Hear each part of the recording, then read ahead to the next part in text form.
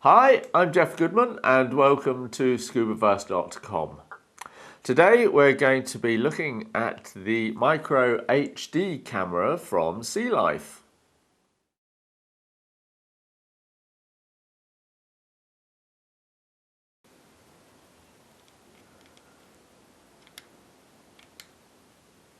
The Micro HD from SeaLife.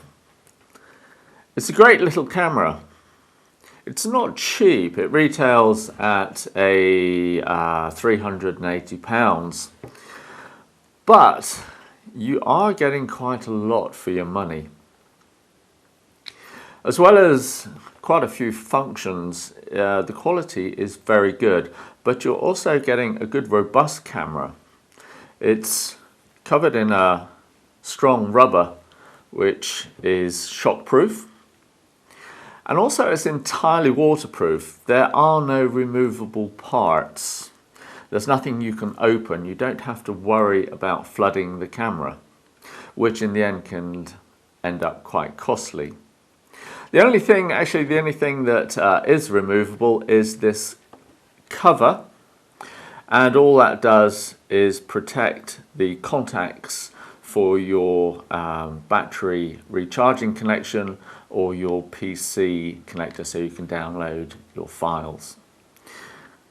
Although the Micro HD Plus, which is 32GB memory, does have Wi-Fi connection, so other than charging, you don't actually have to remove this either. There is a smaller version which is the HD, and that is 16GB, and that doesn't have the Wi-Fi connection. Very, very easy to use. A good sized monitor on the back. Turning the camera on. At the back we have three piano key type controls. Very basic, very easy, not complicated at all. Turning the camera on, we can go straight to menu. You're then asked what you want to do. I'm going to go straight now to the easy setup. And on the easy setup, it asks me immediately, do I want to take pictures or video on land or underwater? So using the on-off button at the top, I'm going to press underwater. It's now asking me, am I using a camera only? Am I using a camera with a light or with two lights? So for the moment, let's say I'm going to be using the camera only. I press the on-off button. It's now saying, am I going to dive? Am I going to some depth? Or am I going to snorkel near the surface? I'm going to say I'm going to snorkel near the surface. It now tells me that was easy, and it's all set up. It's set up with shutter speed, it's set up with color balance, and it's set to a daylight setting. It's all automatic, and it is simply now point and shoot. I took it to the Red Sea with me just to try in the shallows, and it's very crisp, nice color rendition. Easy to use. Video, simply press the video key and it starts recording. But one extra little feature which is very nice is while it's recording video, you can actually press the shutter button at the top and take a still photograph at the same time without interfering with your video clip. Press video again to stop recording. It records sound as well. If you go then back into the menu, if I was to dive, it asks me, am I using the camera only or am I using lights? If I say I'm using the camera only, it automatically, when I answer yes, it will drop in a red filter, and which compensates then for the lack of red in the water at depth. If I'm using camera plus lights, it gets rid of the red filter and automatically adjusts the color balance to your lights. Once again, taking a still image in any of these modes while you're videoing is a really nice option. It has, for still images, if you're just taking still photos rather than video, 13 megapixels, very crisp, very bright pictures. On the front we have a 140-degree fisheye lens, which is a very useful piece of glass, lets you get close to your subjects and still fit everything in the picture. Great little camera. It has a 10 times close-up attachment, which simply bayonet fits onto the front.